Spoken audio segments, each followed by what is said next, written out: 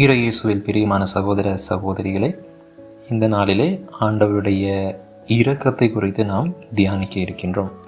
திருப்பாடல்கள் 145 இறைவாசனம் 8.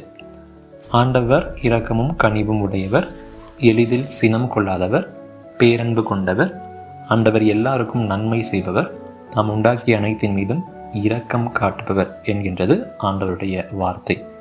ஆகவே ஆண்டவர் இரக்கமுடையவராக இருக்கின்றார்.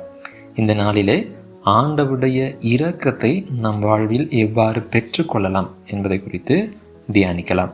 முதலாவதாக, ஆண்டவருடைய இரக்கத்தை நாம் பெற இரக்கமுடையவர்களாக இருக்க வேண்டும் என்கின்றது ஆண்டவருடைய வார்த்தை.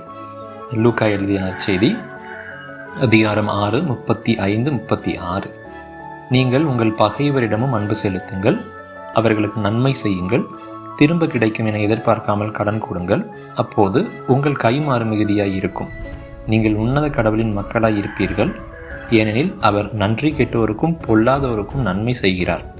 உங்கள் தந்தை இரக்கமுள்ளவராய் இருப்பது போல நீங்களும் இரக்கமுள்ளவர்களாக இருங்கள். ஆகவே நாம் ஆண்டவருடைய இரக்கத்தை பெற தந்தையாகி கடவுளைப் போல இரக்கமுடையவர்களாக இருக்க வேண்டும். எல்லார் மீதும் நாம் இரக்கமுடையவர்களாக இருக்கும் பொழுது ஆண்டவருடைய இரக்கத்தை நம்மால் பெற்றுக்கொள்ள முடியும். ஏனென்றால் இரக்கமுடையவர்கள் தந்தையாகி இறைவனை மற்றவர்களுக்கு பிரதிபலிப்பவர்களாக இருக்கின்றார்கள். ஆகவே முதலாவதாக ஆண்டவருடைய இரக்கத்தை பெற நாம் இரக்கமுடையவர்களாக இருக்க வேண்டும். இரண்டாவதாக, ஆண்டவருடைய இரக்கத்தை நாம் பெற்றுக்கொள்ள விசுவாசமுடையவர்களாக இருக்க வேண்டும். இதை நாம் திருப்பாடல்கள் 86வது அதிகாரம் 3 முதல் 5 வரையுள்ள இறைவார்த்தையிலே இவ்வாறாக பார்ப்போம். என் தலைவரே, என்மேல் இரக்கமாயிரும், ஏனெனில் நான் நாள் முழுவதும் உம்மை நோக்கி மன்றாடுகிறேன். அடியானின் மனதை மகிழச் செய்யும். என் தலைவரை, உம்மை நோக்கி என் உள்ளத்தை உயர்த்துகின்றேன். ஏனெனில் என் தலைவரே, நீர் நல்லவர், மன்னிப்பவர், உம்மை நோக்கி மன்றாடும் அனைவருக்கும் பேரன்பு காட்டுபவர். இந்த இறைவார்த்தையிலே ஆண்டவர் இரக்கமுடையவர் என்பதை நாம் உணர்ந்தவர்களாக ஒவ்வொரு நாளும் அவரை நோக்கி விசுவாசத்தோடு ஜெபிக்க வேண்டும். ஏனென்றால் அவ்வாறாக நாம் ஆண்டவரிடத்திலே நம்முடைய விண்ணப்பங்களை ஏறெடுத்து அவருடைய இரக்கத்திற்காக காத்திருக்கும் பொழுது அவர் நம்முடைய மனதை மகிழச் செய்கிறவராக இருக்கின்றார். நம்மை மன்னிப்பவராகவும் நம்முடைய மன்றாட்டுகள் அனைத்திற்கும் பதிலளித்து நமக்கு பேரன்பு காட்டுபவராக இருக்கின்றார். ஆகவே இந்த விசுவாசம் நமக்குள்ளாக இருக்க வேண்டும்.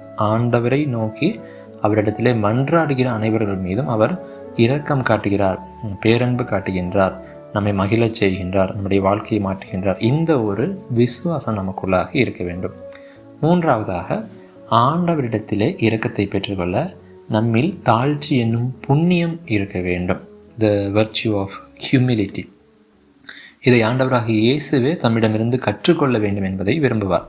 மத்தேயு எழுதிய நற்செய்தி அதிகாரம் 11, 28 முதல் 30 வரையுள்ள இறைவார்த்தையிலே, பெரும் சுமை சுமந்து சோர்ந்திருப்பவர்களை எல்லோரும் என்னிடம் வாருங்கள், நான் உங்களுக்கு இளைப்பாறுதல் தருவேன்.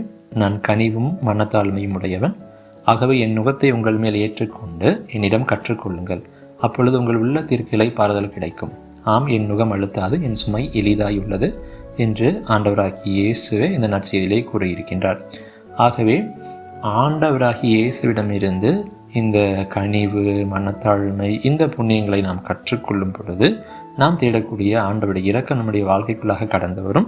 நம்முடைய உள்ளத்திற்கு இளைப்பாறுதல் கிடைக்கும். நம்முடைய வாழ்க்கையும் வளமானதான ஆண்டவருடைய ஆசீர்வாதம் நிறைந்த ஒன்றாக இருக்கு. ஆகவே ஆண்டவருடைய இரக்கத்தை பெற நாம் செய்ய வேண்டிய மிக முக்கியமான காரியம் தாழ்ச்சி என்னும் புண்ணியத்தை நம்முடைய வாழ்க்கைக்குள்ளாக வளர்த்து கொள்ள வேண்டும். மேலும் ஆண்டவருடைய இரக்கத்தை பெற்றுக்கொள்ள ஆண்டவரை நாம் ஆராதிப்பவர்களாகவும் துதிப்பவர்களாகவும் இருக்க வேண்டும். இதை 2 குறிப்பேடு புத்தகத்திலே ஆண்டவருடைய மக்கள், எருசலேம் வாழ் மக்கள், அவருடைய எதிரிகளுக்கு எதிராக போர் தொடுத்து செல்லக்கூடிய நேரத்தில் ஆண்டவரை உரத்த குரலில் துதிப்பதனாலும் ஆராதிப்பதனாலும், குறிப்பாக அதிகாலையிலே ஆண்டவரை ஆராதிப்பதனாலும் நடக்கக்கூடிய மாற்றத்தை, அதன் விளைவை தான் இந்த பகுதியிலே நாம் வாசிக்கின்றோம்.